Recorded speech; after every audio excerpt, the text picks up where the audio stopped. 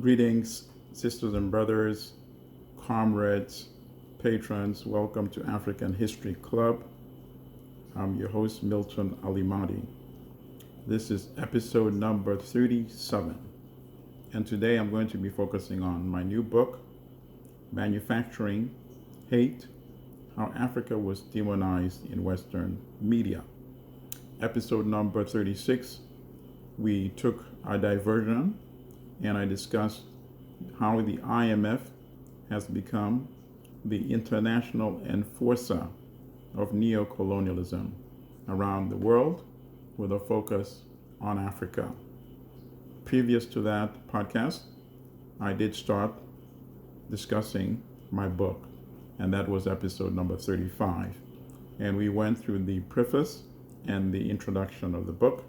And today I would like to discuss the first three chapters of the book, chapter 1, 2, and 3. Before I get into the discussion, I just want to say a few words about Haiti and the brutal assassination of President Moise Jovenel. Haiti's main problem is this. It suffers from the inherent problems of a dependent peripheral country, in this case dominated by the United States. Haiti has never really enjoyed a sustained period of stability to decide its own destiny. Ever since the Haitian Revolution of 1804, when enslaved Haitians rose up in arms, in rebellion, and defeated the mighty army of France, defeated Spain, defeated England, and established the first Black Republic in the Western Hemisphere. And the story of Haiti is very well told in C.L.R. James' Black Jacobins. And I hope everybody on this podcast has read that book.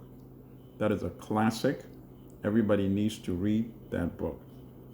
So when you read that book of Haitian heroism, and then you see the Haiti that we see today, very comparable to a typical African country on the African continent, dominated countries by former empires, former colonial empires. And then what we see is the power struggle between the elite who have failed to deliver on behalf of the masses of people in these peripheral dominated countries. The elite, as I pointed out in the podcast dealing with the IMF, are actually subcontractors on behalf of Western capital. So missing in the story in Haiti, missing in the story in Africa, the participation of the majority of the population, the great masses, the folks in the rural areas, the students, the workers.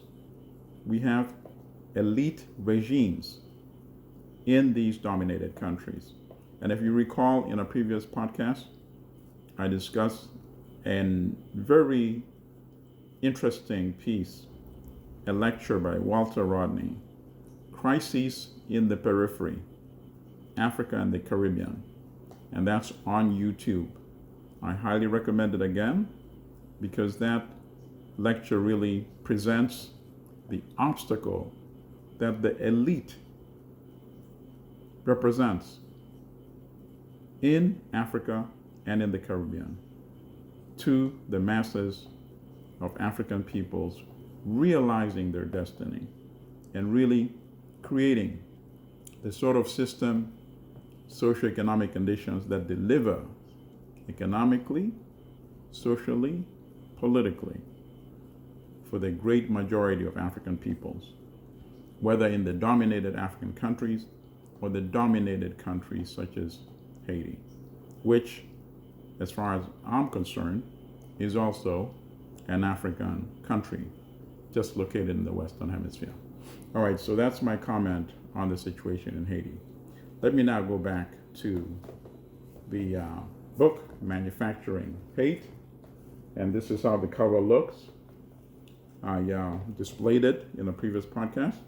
And before I get into the discussion, I think it's now available on Amazon, but you can actually probably get it cheaper by going to the website of the publisher, kendallhunt.com. And that's KENDALLHUNT.com. And if you go to their website, they also offer an electronic version of the book, which is $15. And the hard copy is $30. I believe it's a bit more expensive on Amazon.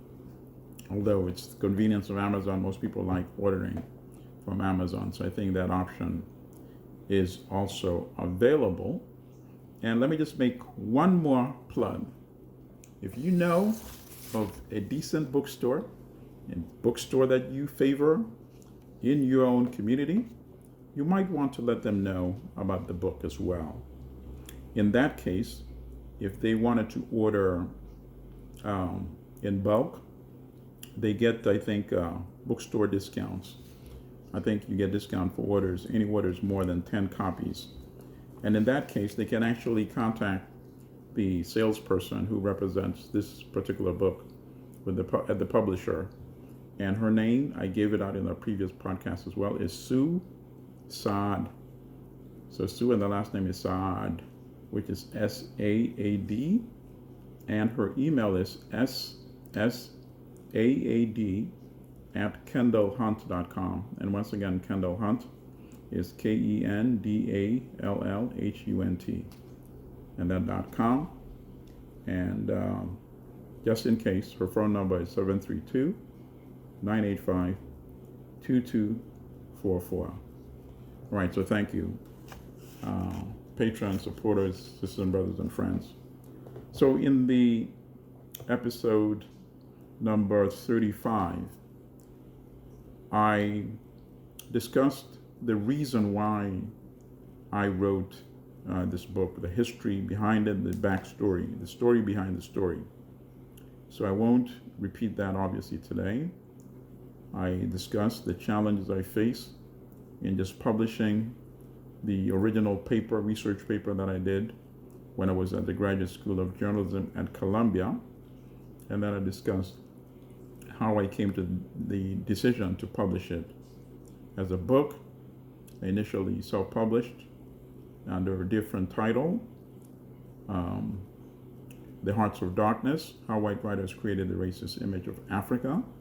And then over the years, I broadened the scope of the research. I expanded some chapters. I introduced new chapters, including the one discussing the NATO and US war against Libya. So now today I want to discuss, as I said, the first three chapters. The chapter 1 and the headline suggest what the subject matter is about. Chapter 1 is Inquiry into the Origin of Black Skin. So what I'm going to do is I'll just set up a little bit, discuss what the chapter's about, all three chapters, and then I'll go back and read a little bit of excerpts from each of these chapters. So chapter 1, Inquiry into the Origin of Black Skin. This chapter essentially discusses how blackness of skin was an issue that really was of great intrigue and discussed as a mystery, discussed as an aberration throughout history in the Western world. And in this chapter, for example, I deal with how Herodotus, who is sometimes referred to as the father of modern history, and of course in his book, The Histories, he also described a lot of fantastic events and incidents and mixed them with concrete historical substance. So you have to really know how to read Herodotus. But in his case, he concluded that Africans had black skin because the seed, as he called it, the sperms of black people was also black, and that's why they ended up being black. And the great minds of the day through the centuries all came out with their theories, with some hypothesizing that black people were once white and kept imagining and thinking, wanting to be black and ended up being black. And then, of course, some discussed the sun, the sunlight, as the cause of the blackness of skin, and hypothesized that it would be interesting to take Europeans to Africa and see after, with time, they would end up being black. And of course, the whole logic was based on a lot of ignorance, because of course it was the other way around. All people originally were Africans, since Africa is the origin of human beings. Before people actually left Africa and went to populate the rest of the world. So it was the other way around. So the logic was based on profound ignorance. And that's why you had those kind of theories. So I will read a little bit from this chapter 1, and then move on to chapter 2. Let me find Herodotus. And then I also want to read something that I use from Rodney when he sets out and describes the difference between what I would call petty racism as opposed to structural racism. But let me read Herodotus first. Okay, so let me start from here. The leading commentators in each era offered explanations about the origins, the cause, and the meaning of blackness of skin. Herodotus, 484 to 425 BC, who was notorious for conveying tales as fact, claimed in histories that the skin color of Africans and East Indians was black because their, quote, semen is not white like that of other men, but black like their skin. He also claimed the strangest creatures inhabited the African continent. This notion became a well-established theme in Western writings about Africa. Herodotus wrote of Africa, quote, "This is where the huge serpents are found, and the lions, elephants, bears, asps, and horned asses. Here too, as the Libyans tell us, are the dog-headed creatures and the headless creatures with eyes in their breast, and also the wild men and wild women, and a great many other creatures, by no means imaginary." So what's interesting about this is that, he lived from 484 to 425 BC. And this is what he's writing at that time. But what's so interesting is that you go back to you go up rather, in more recent era, to when European so-called explorers started going from England and all those other countries to quote unquote explore Africa. And they actually adopted some of the elements from Herodotus. And then, as I noted in my episode number 35 of the podcast, in the modern era, professional writers sent by publications like the New York Times to Africa in the 20th century, they then adopted from the so-called explorers that template. So the template, we can say that it actually predates the explorers. We can go back all the way to Herodotus and then see how the so-called explorers adopted Herodotus, and then the professional journalists / writers adopted the template from the so-called explorers. Right, so the chapter goes on to detail other examples that I outlined as they theorized about the origins of black skin. But I won't read from that part because I want to leave enough time for chapter 2 and chapter 3. But while we are still in chapter 1, I do want to read a little bit from what Walter Rodney said. And this is in a lecture that he gave at Columbia University, I believe, in 1978.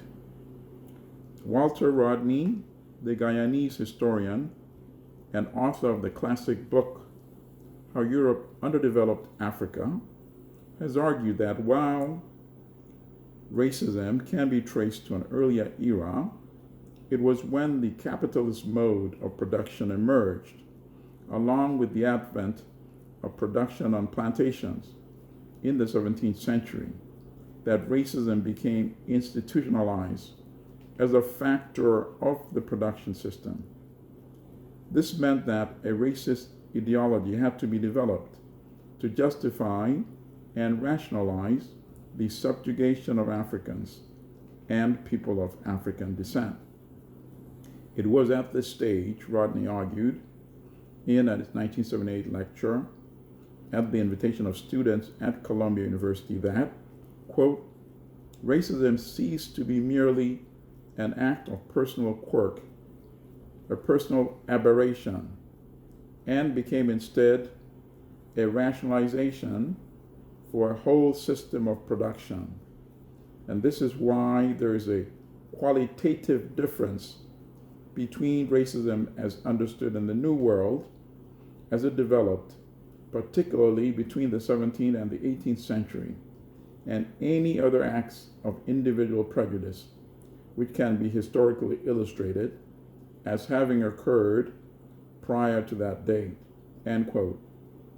Rodney continued, quote, in other words, it seems to me that even after one has illustrated that racism existed before capitalism, it still remains true that the capitalist system, in a particular phase of its accumulation, in which it required to subordinate non-white people in a particular way, was responsible for both aspects of modern racism, namely, the involvement of race as a category in determining how people have access to the means of production, the involvement of race in the actual production relation, and secondly, inevitably, the dissemination of racist ideas as a necessary part of the ideological superstructure to maintain that type of exploitation, end quote. And of course, I agree wholeheartedly with Rodney's assessment here. Right, so now let me go to chapter 2. Chapter 2, it's titled Europeans Travel to Africa to, quote unquote, discover Africa. So of course, I'm playing a little bit with the title here for obvious reasons. I totally repudiate and object to the notion that Africa was in need of any explorations or discoveries by Europeans. So that explains why I chose to have a title like that. So this chapter basically recounts the writings, the alleged observations of these European writers. And I say alleged because in many cases they were concoctions. And I also show how writers that went earlier advised other European writers who were going later on to make their own so-called explorations to spice up their books with accounts of alleged encounters with the African natives and the dangers they faced while in Africa. So they were advised basically to concoct by the ones who had preceded them in Africa. One of the most notorious ones of these so-called explorers was Samuel Baker, a very rabid racist. Of all the so-called explorers I encountered, he was perhaps the most virulent racist, as I indicated in an earlier podcast, so that Africans should not be compared to the noble characters of the dogs. But let me just read a little bit from what Baker wrote. And it's interesting that even though he writes these explicit, ugly, racist depictions, he then actually reveals the true intention and purpose for these so-called explorations. As I indicated earlier, these were scouts on behalf of empire. They were mapping out Africa, identifying the places of resource location to prepare the continent for the formal colonization, which then happened in the last 20 years of the 19th century, when the European powers met at Berlin, the Berlin Conference, from November 1884 to February 1885, and formally partitioned Africa. But the so-called explorers had already mapped out locations for all these resources and wealth contained in Africa.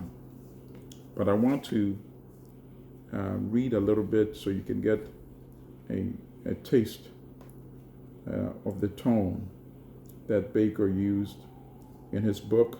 His book was called Albert Nyanza, which was published in 1866. So, okay, let me start from here. I wish the black sympathizers in England could see Africa's inmost heart as I do. Much of their sympathy would subside. End quote. Baker wrote in one passage, quote, "Human nature viewed in its crude state as pictured amongst African savages is quite on a level with that of the brute, and not to be compared with the noble character of the dog. There's neither gratitude, pity, love, nor self-denial, no idea of duty, no religion, but covetousness, ingratitude, selfishness, and cruelty. All are thieves, idle, envious, ready to plunder and enslave their weaker neighbors." End quote. Elsewhere, in Albert Nyanza, Baker observed, quote, "So long as it is generally considered that the Negro and the white man are to be governed by the same laws and guided by the same management, so long will the former remain a thorn in the side of every community to which he may unhappily belong. When the horse and the ass shall be found to match in double harness, the white man and the African black will pull together under the same regime. It is the grand error of equalizing that which is unequal that has lowered the Negro character and made the black man a reproach." End quote. It goes on and on with this, you know, demonic nonsense, and then claims in places where slavery was abolished, the economies declined, and he gave Haiti as one of the examples of how things went downhill after enslavement ended. And I focus on Baker because he was one of the most renowned of these so-called explorers. And then let me just observe one other interesting aspect on Baker before I then move on to the chapter 3.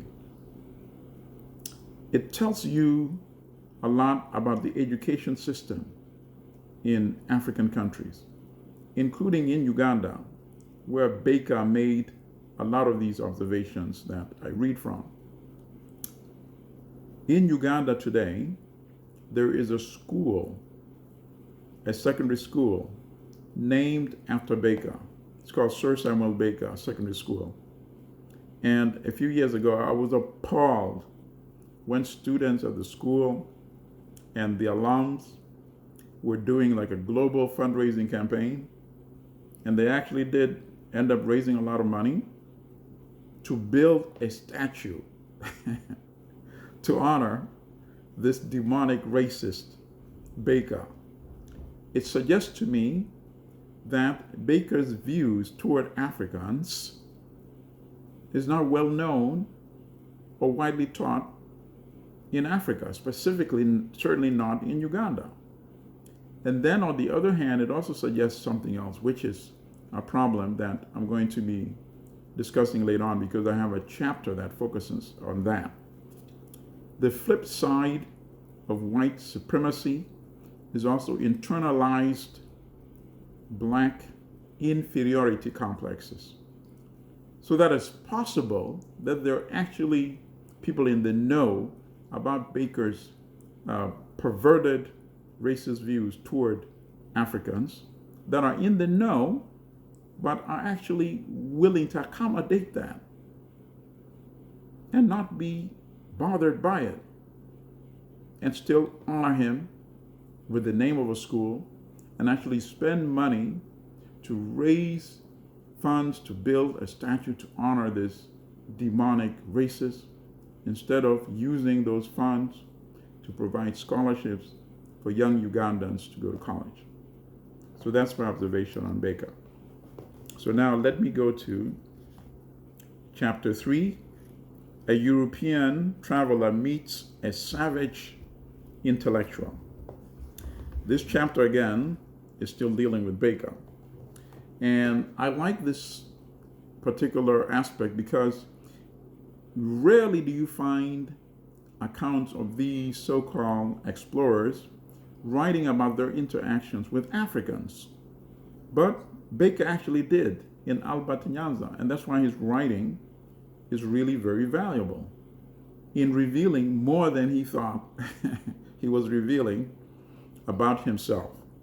So now he met a leader in that part of Africa that he traveled, the part that now overlays Uganda and South Sudan.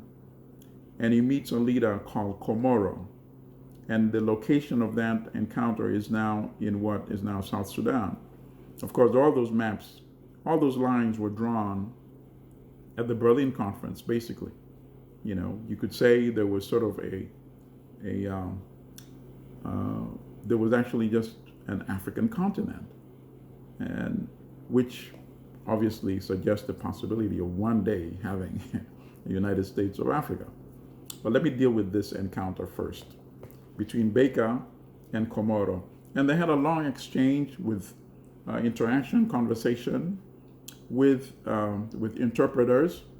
And then Baker wrote about that exchange in a very dismissive way, denigrating Komoro, but not realizing that he was exposing that Komoro was actually his intellectual superior.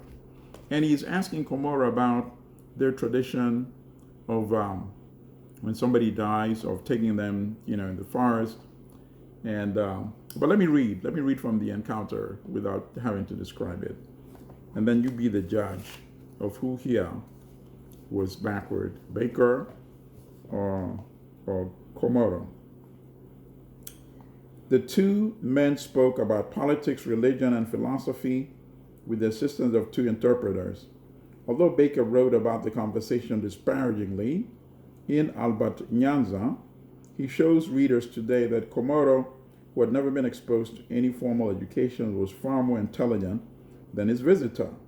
The conversation at one point focused on Baker's inquiry as to why they, Lotuko, that's Komoro's people, exhumed the bodies of their dead. But, Baker asked, why should you disturb the bones of those whom you have already buried and expose them on the outskirts of the town? This is Komoro's response. It was the custom of our forefathers, Komoro responded. Therefore, we continue to observe it. Baker, have you no belief in a future existence after death? Is not some idea expressed in the act of exhuming the bones after the flesh is decayed? Komoro, existence after death? How can that be? Can a dead man get out of his grave unless we dig him out? Baker, do you think that man is like a beast that dies and is ended? Komoro, certainly. An ox is stronger than a man, but he dies and his bones last longer. They're bigger. A man's bone breaks quickly. He's weak. Baker, is not a man superior in sense to an ox? Has he not a mind to direct his actions? Komoro, and I'm sorry I'm laughing because of Komoro's response, so listen to this. Komoro, some men are not so clever as an ox. Men must sow corn to obtain food, but the ox and wild animals can procure it without sowing. Baker, do you know that there is a spirit within you more than the flesh?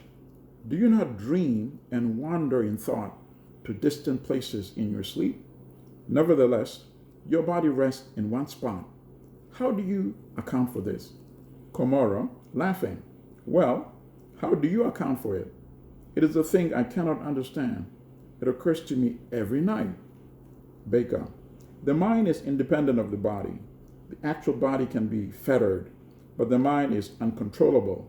The body will die and will become dust or be eaten by vultures, but the spirit will exist forever. Komoro, where will the spirit live? Baker, where does fire live? Cannot you produce a fire by rubbing two sticks together? Yet you see not fire in the wood. Has not that fire lies harmless and unseen in the sticks, the power to consume the whole country? Which is the stronger? The small stick that first